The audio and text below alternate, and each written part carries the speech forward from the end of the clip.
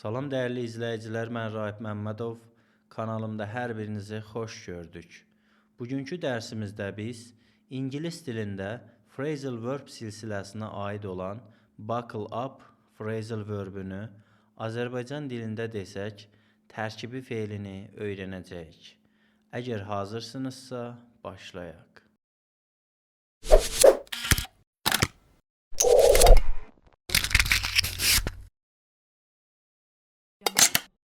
Buckle up phrasal verbünün iki mənası var.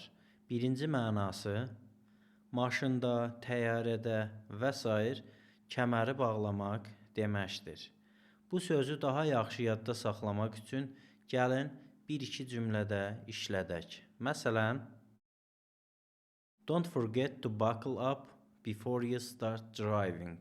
Yəni, sürməyə başlamazdan əvvəl kəməri bağlamağı unutma və ya unutmayın.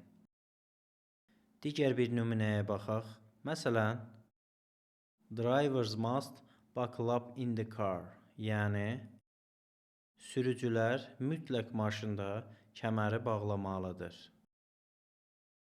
Buckle up phrasal verbünün ikinci mənası isə hazırlaşmaq, hazırlıqlı olmaq deməkdir.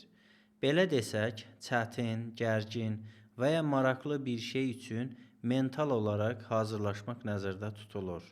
Buckle up phrasal verbünün ikinci mənasını daha yaxşı yadda saxlamaq üçün gəlin bir-iki cümlədə işlədək. Məsələn, buckle up, it's going to be a tough day.